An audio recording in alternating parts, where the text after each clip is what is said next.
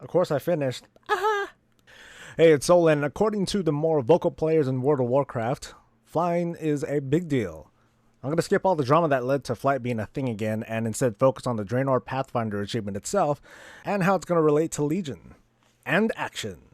In patch 6.2 point something, a meta achievement was activated called Draenor Pathfinder.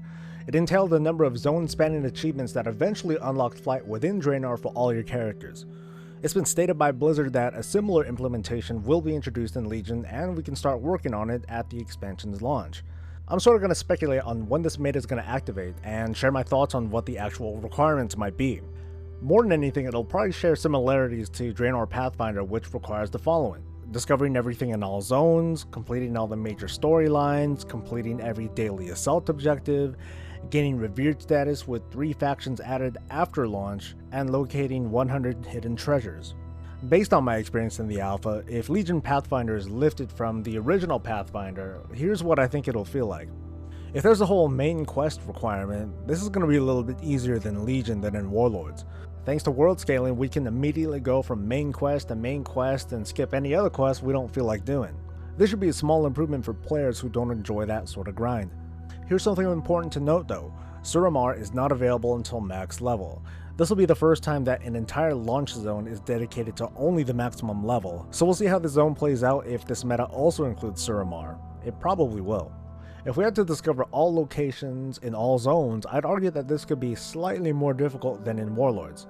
Neither the main nor the optional questlines cover every area of the Broken Isles, so players will either have to backtrack or just be mindful of where they're exploring as they quest through for the first time. There are a number of factions that will be available for Legion's launch, but Draenor Pathfinder required revered reputations for brand new reputations. This didn't make a lot of sense since those factions were restricted to a single zone, and that clashes with the spirit of the meta, which is to have basically explored the world. I strongly believe that the intention during Warlords was to make Tanaan Jungle feel more immersive before Flight altered the gameplay. As for the reputations themselves, it appears that Adventure Mode will play at least some part in building them up, so tying Pathfinder to this would be a simple way to up the player participation rate in Adventure Mode, thus populating outdoor content. Treasures in Legion are a bit different than they were in Warlords. Largely the jumping puzzles have gone by the wayside, but they're still tucked into kind of hidden areas for exploration. So a treasure might be on the second floor of a building, but not on the roof hanging from a wire requiring you to jump from branch to branch. Treasures can also contain artifact power, so there's a pretty good incentive to grab one if we see it in the distance. If this is a requirement for Pathfinder, I think this will be really easy to obtain since we want to acquire as much artifact power as we can. There aren't any assault objectives in Legion, but based on what little data we've received, we're likely to get something like invasion objectives from Order Hall quests.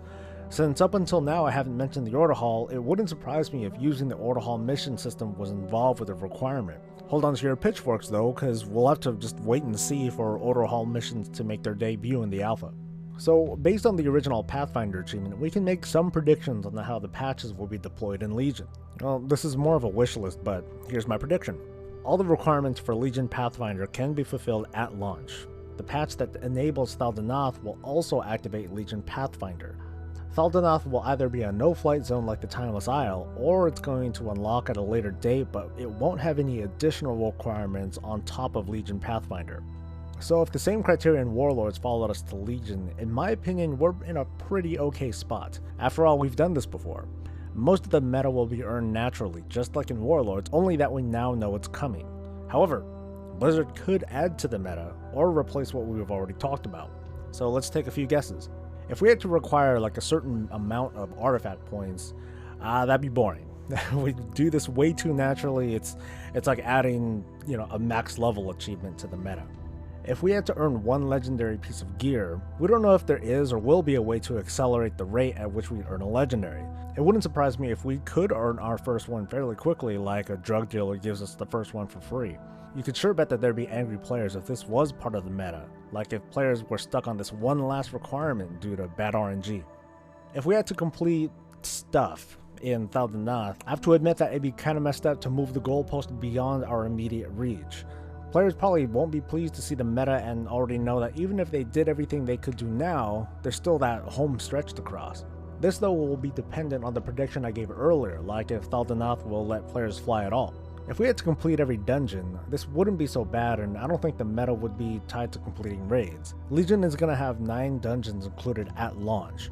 Because of level scaling though, it's going to be hard to determine if these are immediately accessible or if they require unlocking through item level, a quest line, or so on.